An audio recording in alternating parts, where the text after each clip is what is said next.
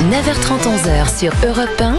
Culture Média. Thomas Hill. Et on démarre bien sûr cette émission avec la session de rattrapage de Jean-Luc Lemoyne. Et alors Jean-Luc, nous recevons donc ce matin Frédéric Lopez pour les 20 ans de Rendez-vous en terre inconnue avec comme invité Kenji Girac. Et j'en suis très heureux. J'aime beaucoup Frédéric Lopez, même s'il n'a toujours rien compris de la télévision actuelle.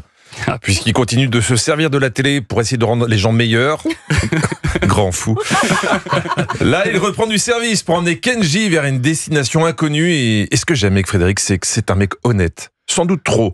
Normalement, quand tu veux faire envie à quelqu'un, quand tu veux lui mettre des étoiles dans les yeux, tu la joues comme Nino Ferrer quand il parle du Sud. C'est un endroit qui ressemble à la Louisiane. Voilà, c'est un endroit qui ressemble à la Louisiane, à l'Italie. Tu fais rêver. Quand Frédéric apprend à Kenji dans l'avion où ils partent, ça donne ça.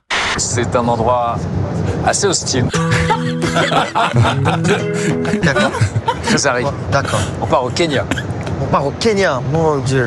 Ouais, à ce moment-là, Kenji était au fond du seau. On a l'impression que vous lui annoncez que vous partez au Kenya.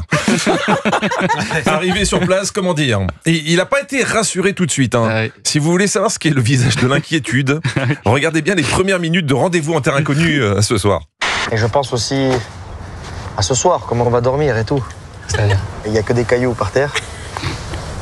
On va avoir du mal à s'endormir. C'est quoi que t'aimes bien dans ces aventures aussi extrêmes ? Bah les cailloux, justement. Il est très caillou, Frédéric. À la limite, dormir sur des bris de verre, mais surtout pas de matelas. Le pire pour les célébrités, c'est qu'elles sont en panique, et face à elles, Frédéric est imperturbable. Genre, tu lui dis, on risque de mourir là. Il te répond, oui, c'est cool, hein. Mais en accord avec la nature. L'essentiel pour Fred, c'est l'honnêteté. Donc, il a posé cette question à Kenji. Parce que là, t'es en train de te demander ce que tu fais là ? Un petit peu quand même. Bon, un petit peu quand même. Il était pas bien.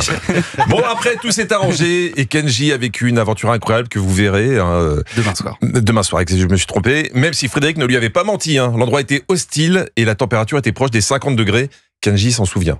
Donc on avait tellement chaud qu'on a pris des risques. Il y avait des crocodiles dans ce lac. On s'est dit, tant pis, c'est pas grave s'il y a des crocodiles. Et du coup, on allait se baigner quand même. On est revenu entier, heureusement, on a eu de la chance. Bah, tu m'étonnes, parce qu'après, va jouer de la guitare avec un bras en moins. Ça va moins bien sonner, Ritano. Tu sens que c'est le service public quand même. Tu pars, t'es en entier, tu reviens, tu peux te faire enregistrer en bagage à main, moins cher. Ce qui est formidable avec cette émission, c'est qu'on découvre les stars sous un autre jour. Mais elle raconte surtout beaucoup de choses sur Frédéric Lopez lui-même. Là, c'est Arthur qui parlait de vous chez Éric Dussard.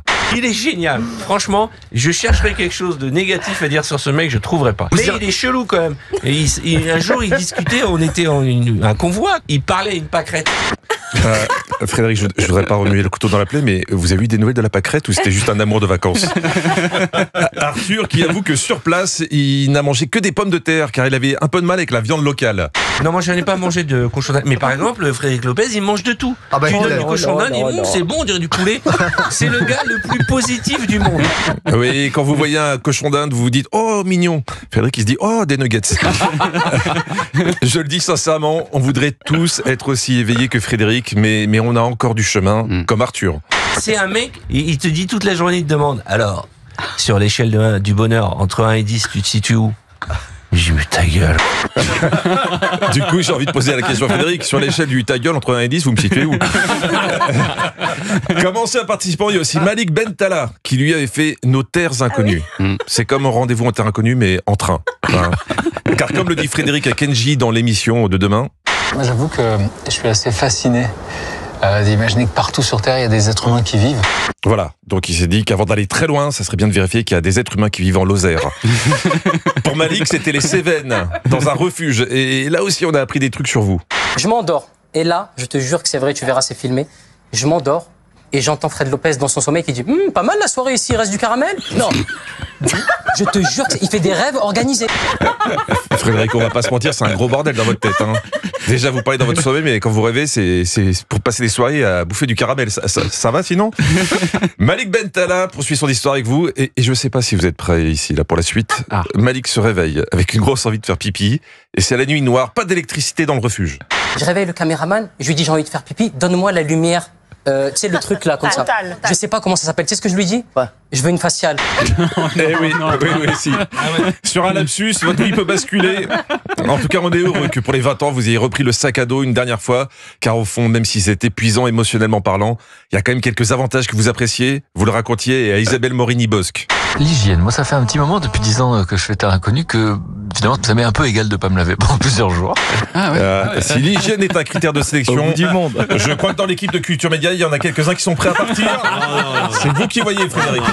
Allez, Julien, allez, Julien. Allez, Juju.